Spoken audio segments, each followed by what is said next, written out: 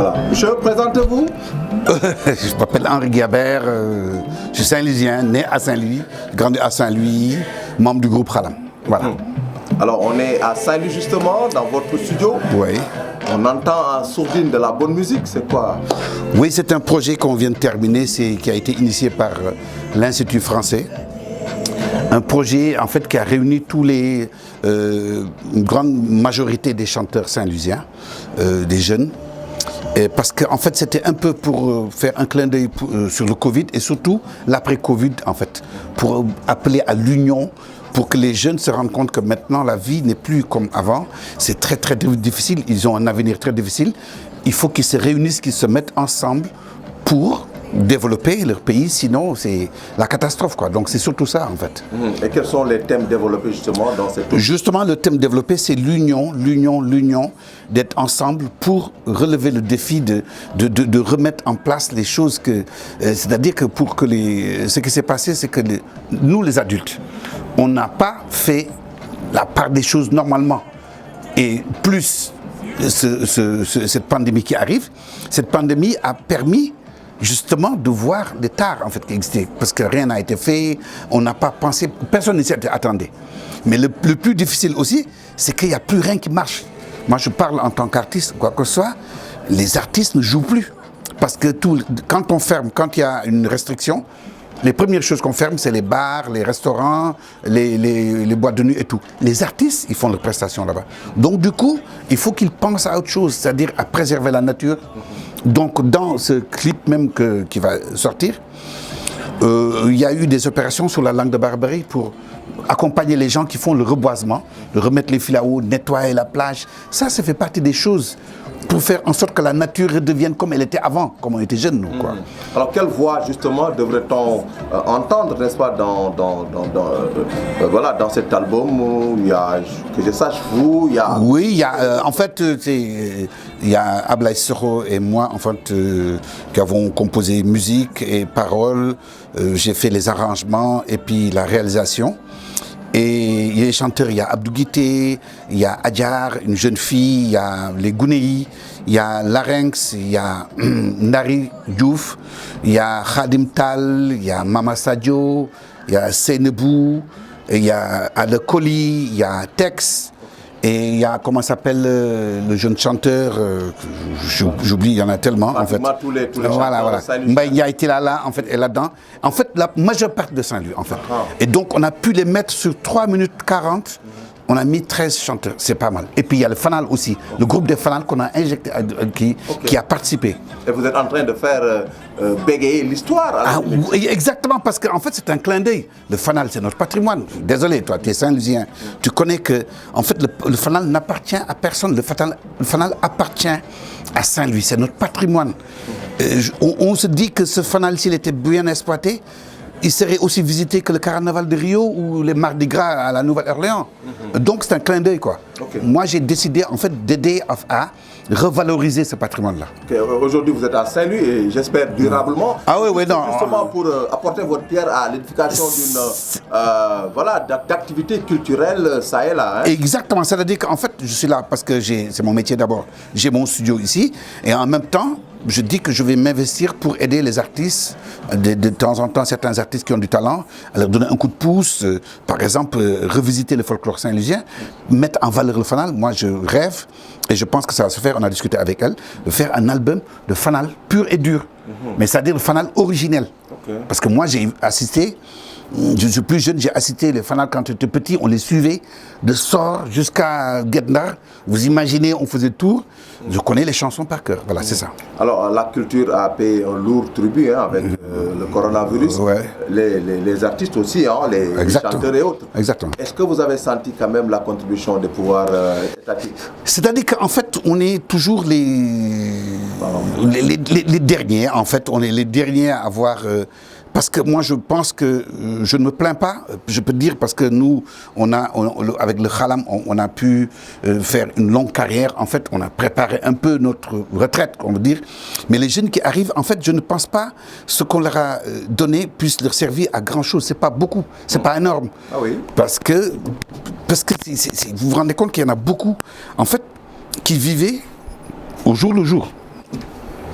parce qu'il fallait faire des prestations. Et après les prestations, c'est là que... Mais imaginez, pendant 3-4 mois, on ne joue pas. On vous donne 100 et quelques mille francs. Mais ça ne règle pas les problèmes, en fait. Mais je sais qu'on ne peut pas dire qu'on est les seuls dans ce cas-là. Tout le monde est dans ce cas-là. Mais quand on parle, les gens, quand ils parlent de leurs problèmes. Nous aussi, on peut parler de notre problème. En disant que moi, je pense qu'on doit trouver des solutions pour permettre aux artistes de faire des prestations ou bien de les aider d'une autre manière. Parce que... Et maintenant, c'est en train de revenir. Hein, ouais. Exactement. Mais maintenant, on se rend compte que, bon, on ouvre petit à petit. Parce qu'au Sénégal, bon, merci bon Dieu.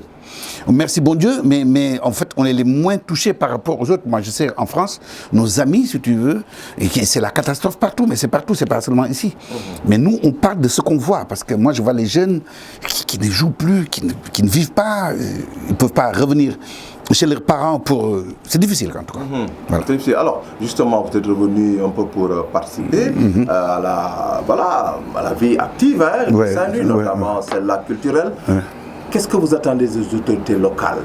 Les autorités locales, moi, je les connais un peu, ils doivent avoir une oreille beaucoup plus attentive, pas seulement à une certaine frange de la population. C'est-à-dire que quand on gère une communauté, je pense qu'il faut écouter tout le monde quand même. Parce qu'on peut régler le problème de certaines personnes, mais il y en a d'autres aussi, peut-être qui n'ont pas des porte-voix, qui ne font pas de politique. Parce que en fait, ce qui se passe, c'est que les gens à qui on règle la plupart du temps le problème, c'est qu'ils se lèvent, ils font des marches et tel. Les artistes n'ont pas cette communion-là. Les artistes, on va être dans un coin, on dit oui, on va. Et pourtant, on est des super porte-voix. Parce qu'on peut faire des interviews, on peut faire un album où on dénonce tel. Ça existe dans le monde. Il y a des gens qui ont soulevé des grosses révolutions avec des musiques. Mais c'est-à-dire que les autorités doivent penser à ça. Je pense que les autorités que j'ai vues m'ont dit qu'ils sont en train de penser comment faire pour aider, de mettre des instruments de prestation et tout. Mais moi, je pense que ce n'est pas suffisant. Il faut qu'ils regardent un peu, qu'ils les écoutent. Parce qu'ils font partie de la population, je suis désolé. Les autorités doivent être à l'écoute des artistes. Oui, des artistes comme tout le monde. Ça veut dire, parce qu'on n'est pas... Il y a plein de métiers. Hein. Bon, moi, je dis que moi, c'est mon métier. C'est mon métier. Parce qu'aujourd'hui, tout le monde pense justement qu'il faut tout mettre en œuvre pour redorer le blason de Saint-Louis, notamment sur le plan culturel. Alors, concrètement, qu'est-ce qu'il faut faire au cas par cas peut-être? Mais là, par exemple, l'exemple que je veux vous parler, on écoutait la musique. Le clip qui a été fait avec le partenariat avec quelqu'un qui est de la région, Omar Sall. C'est un producteur qui a produit les films Félicité et surtout comment s'appelle, celle de la fille de Oasis Diop, Atlantique. Et c'est lui qui a fait le clip. Le clip, c'est une sorte de mini-documentaire où on montre Saint-Louis. C'est-à-dire que le clip est magnifique parce qu'on montre le beau visage de Saint-Louis. Pour moi, je suis Saint-Louisien, là, je suis chauvin. C'est la plus belle ville du monde, quoi. Ça veut dire qu'on est entouré d'eau, les quais sont magnifiques. Moi, quand j'ai des amis qui viennent ici, ils me disent, mais vous vivez dans un paradis. On a l'impression qu'on n'est pas en Afrique. Mais, et aussi, le clin d'œil qui existe dans ce truc, c'est que les jeunes doivent se mettre debout. Parce qu'ici aussi, il y en a des jeunes qui disent qu'on n'a rien, donc on reste le matin, 11h, le thé, après on mange gratuitement. Je sais qu'on a tous grandi dans les familles de nos mamans, où il y a toujours à boire, à manger. Et en fait, il faut qu'ils se bougent un peu, parce qu'il y a des choses à faire. Ici, il y a la vallée, on peut aller travailler, et quand tu fais de la musique, il faut bosser. C'est-à-dire que nous, Khalam, on s'est dit qu'on avait du talent, d'accord, mais on s'est mis à bosser et on en a bavé. Et maintenant, il y a le bénéfice maintenant. Vous avez parlé du Khalam, hein, parlons-en. Ouais. Qu'est-ce qu'il faut dire par rapport au Khalam? Alors, où en êtes-vous, hein? Le Khalam, quand on entend Khalam, voilà, oui, mais toi, tu sais que Khalam, en fait, c'est-à-dire qu'on est plus jeune d'abord. C'est-à-dire nous, on s'est connus quand on avait 16 ans. Maintenant, on approche des 70. Vous imaginez qu'on a tellement bourlingué un peu partout, où, en fait, on a laissé des œuvres qui marchent partout. Et d'ailleurs, un clin d'œil, parce que toutes nos musiques sont utilisées sur des jingles de télévision, des émissions et tout. Bon, entre parenthèses, on ne nous donne rien du tout. Ah mais de temps en temps, vous recevez, non? Bon, alors là, c'est... Rien du tout. Mais les gens ne déclarent même pas ça. Mais bon, ça, c'est dit en passant. parce que c'est pas... Mais c'est l'occasion de... Ah oui, non, mais parce qu'en fait... Lancer un message, justement. Justement, parce que les gens qui utilisent les musiques de Khalam ne se rendent pas compte qu'en fait, c'est ça notre retraite, en fait.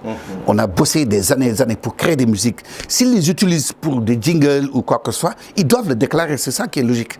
Mais on voit au Sénégal, ici, de toute façon, les droits d'auteur ne sont pas respectés au Sénégal. Oui? Ah ouais, au Sénégal.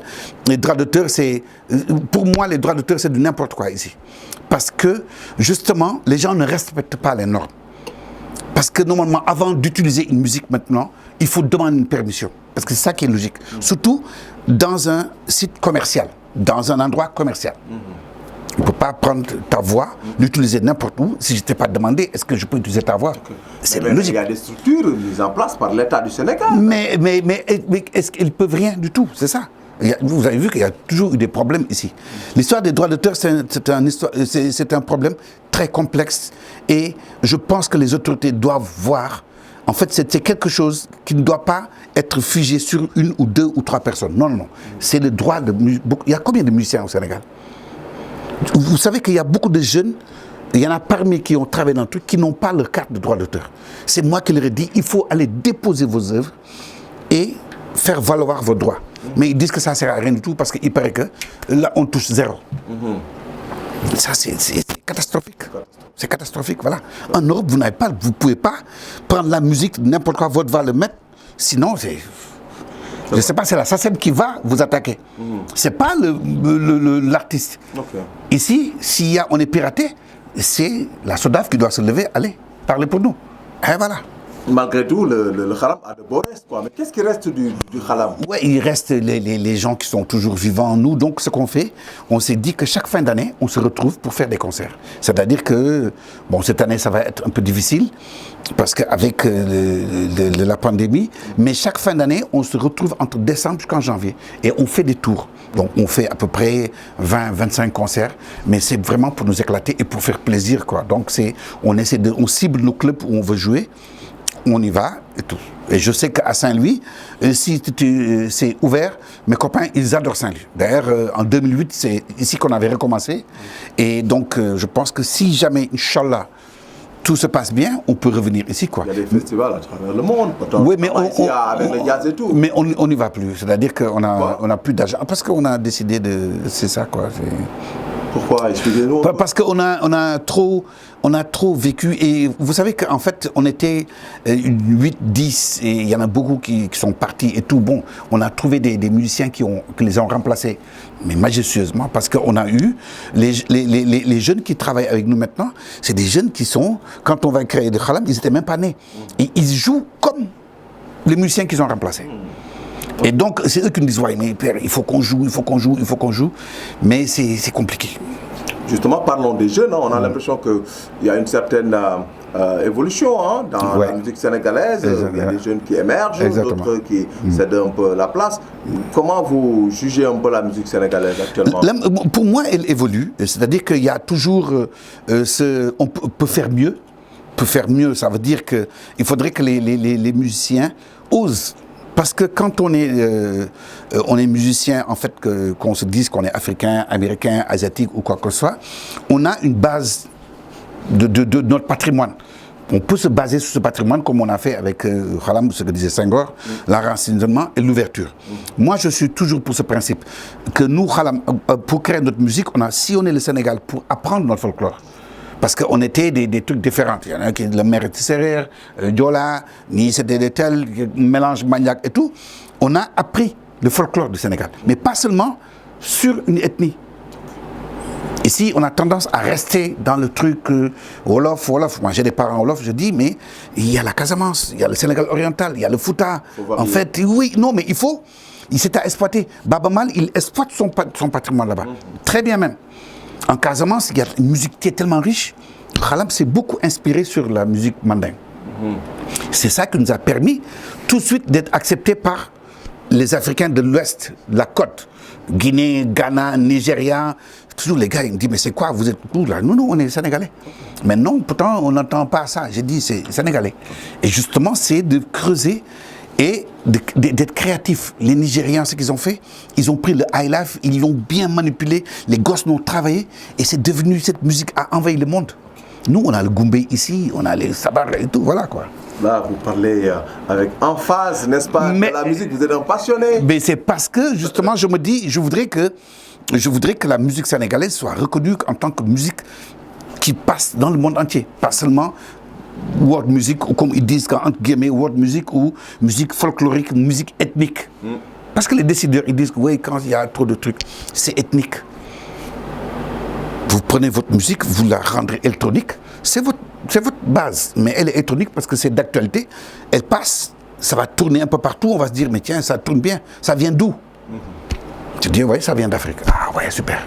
Voilà. Un dernier mot, est-ce que vous pensez effectivement que la musique sénégalaise peut justement efficacement contribuer à l'émergence, n'est-ce pas, d'une société nouvelle, une société justement émergente? Exactement, parce que vous savez que quand vous faites, nous quand on voyageait par exemple après 2002 ou même avant, quand on parlait de tel joueur qui cartonnait, on parlait au Sénégal, on donnait le nom du joueur. El Hadji Diouf, on nous a dit El Hadji Diouf, Sénégal, El Hadji Diouf. Et c'est ça le truc. Donc ça veut dire que le sport peut faire la promo d'un pays. La musique, on parle du Nigeria maintenant. Les Américains se ruent au Nigeria pour faire des featuring et quoi que ce soit. La musique peut vendre un pays. Nous, Saint-Louis, si on fait de la belle musique, des prestations culturelles, les gens vont se dire, ah oui, on aimerait bien venir voir d'où vient ce style de musique, d'où vient ces parures, d'où vient ces habits beaux, il paraît c'est créé à Saint-Louis. On attire tout le monde avec ça. C'est la promo la plus intéressante. La culture, c'est en fait, c'est l'instrument de promo la plus efficace pour vendre un endroit. Voilà. Ok. Et je vous avais dit dernier mot. On a démarré par l'œuvre collective des musiciens CNG sur le coronavirus. On va terminer là-dessus. Ouais. Qu'est-ce que cela peut avoir comme impact sur le quotidien des Saint-Louisiens justement, et peut-être même des Sénégalais?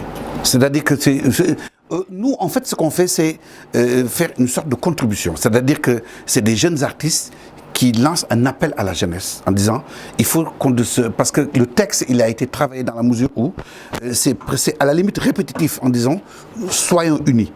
Ça se dit en français, ça se dit en wolof, soyons unis pour refaire notre pays, pour en fait faire notre pays, ça veut dire pour rendre notre pays compétitif. Mais ça parle de tout. Quand on parle de nettoyer les plages, c'est de nettoyer la ville, qu'elle soit propre. Parce qu'une ville qui doit accueillir du monde doit être propre. Sinon, on va vous dire comme d'habitude, oui, Saint-Louis, c'est bien, mais c'est le mais là en fait. Si la ville est propre, on se rend compte maintenant, moi quand je me promène ici sur les quais, vous avez vu, maintenant les jeunes viennent se promener et tout, parce que c'est propre. Et c'est des personnes qui l'ont nettoyé. Les jeunes doivent se mettre à nettoyer ça. Pour le reboisement, c'est quoi? C'est de planter, chacun plante un fil à eau. Et ça barre le truc. Pour moi, c'est une sorte d'engagement, de militantisme en fait. Écologique, entre guillemets, mais qui permet de développer. Et autre chose, on a plein de choses. La nature nous a gâtés. On a l'eau ici, poisson. Moi, je suis à Saint-Louis. Quand je dis à mes copains le prix du poisson que j'achète ici, ils me disent, mais c'est pas logique. Voilà. Donc voilà. Merci beaucoup. Donc vive notre ville. Vive Saint-Louis. Vive Saint-Louis.